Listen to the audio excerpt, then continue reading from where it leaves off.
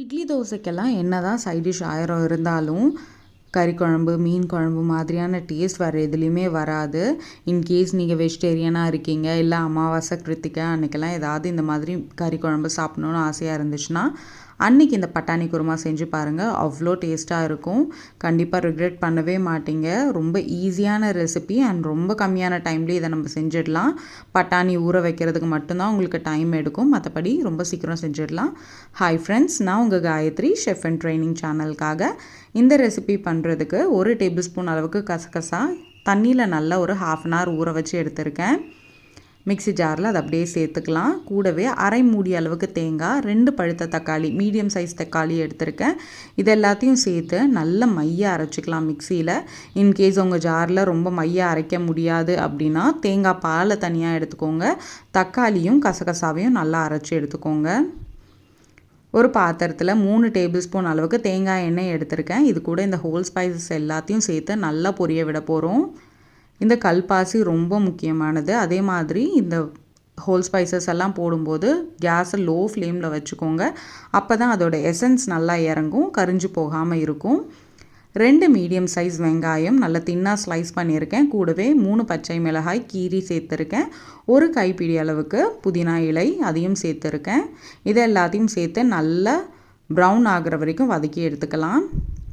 இப்போ பார்த்தீங்கன்னா ஓரளவுக்கு டிரான்ஸ்லூசண்ட்டாக ஆகிருக்கு. இந்த ஸ்டேஜில் இஞ்சி பூண்டு பேஸ்ட் நம்ம இதில் சேர்த்துக்க போகிறோம்.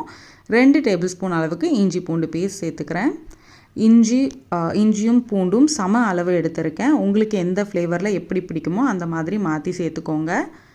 இது பச்சை வாசனை போகிற அளவுக்கு நல்லா வதக்கி எடுத்துக்கலாம். இப்போது ஓரளவுக்கு வதங்கியாச்சு. இந்த ஸ்டேஜில் கொஞ்சமாக மஞ்சள் தூள், 1 டேபிள் ஸ்பூன் அளவுக்கு தனி மிளகாய் தூள், இது எல்லாத்தையும் சேர்த்து நல்லா எண்ணெயிலே போட்டு பரட்டி எடுத்துக்க போகிறோம்.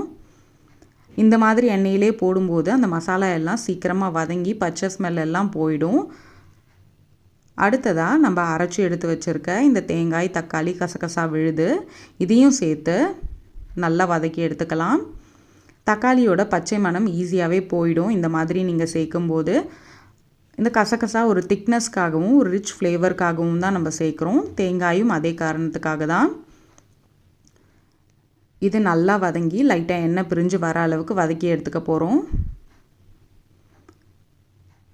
இப்போ பார்த்தீங்கன்னா நல்லா வதங்கி இருக்குது. தண்ணியும் எண்ணெயும் தனித்தனியாக அழகாக பிரிஞ்சு வந்திருக்கு. பட்டாணி நான் ஒரு 100 கிராம் அளவுக்கு எடுத்திருந்தேன். 2 விசில் வச்சு வேக விட்டுருக்கேன். லைட்டாக உப்பு சேர்த்து தான் வேக வச்சுருக்கேன்.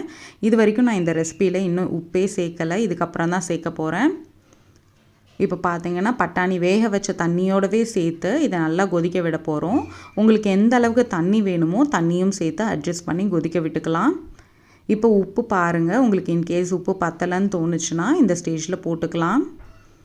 ஒரு மூடி போட்டு மூடி நல்லா கொதிக்க விட போகிறோம். இது நீங்கள் குக்கர்லேயே கூட செய்யலாம். பட்டாணியை ஊற வச்சுட்டு இப்போ சொன்ன எல்லா ஸ்டெப்ஸையும் பண்ணிவிட்டு ஊற வச்ச பட்டாணியை போட்டு 2 விசில் விட்டிங்கனாலும் சேமான ரிசல்ட் தான் உங்களுக்கு கிடைக்கும். அதே மாதிரி இன்னும் நிறைய வெஜிடபிள்ஸ் இன்க்ளூட் பண்ணணும்னு நினைக்கிறீங்கன்னா நல்லா ஃபைப்ரஸ் வெஜிடபிள்ஸ் எல்லாமே சேர்த்துக்கோங்க. ரொம்பவே நல்லாயிருக்கும். இப்போது இந்த ஸ்டேஜில் பார்த்துக்கோங்க கன்சிஸ்டன்சி எல்லாம் ஓகேவா அப்படின்னு சொல்லி. இன்கேஸ் ரொம்ப தண்ணியாக இருக்க மாதிரி உங்களுக்கு ஃபீல் ஆச்சு அப்படின்னா ஒரே ஒரு டிப் சொல்கிறேன். வீட்டில் இட்லி தோசை மாவு இருக்கும் இல்லையா, ஒரு 2லேருந்து 3 டேபிள் ஸ்பூன் அளவுக்கு எடுத்து அது கொதிக்கும் போது நல்லா சேர்த்து கலந்து விட்டிங்கன்னா நல்லா சூப்பர் திக்காகி வரும். கடலை மாவெல்லாம் சேர்க்காதீங்க, இல்லை கார்ன்ஃப்ளவர் எல்லாம் சேர்க்காதீங்க, அந்தளவுக்கு நல்லா இருக்காது. இப்போ எண்ணெயெல்லாம் பிரிஞ்சு வந்ததுக்கப்புறமா 1 கைப்பிடி அளவுக்கு கொத்தமல்லி சேர்த்து இறக்குனிங்கன்னா சூப்பரான பட்டாணி குருமா ரெடி.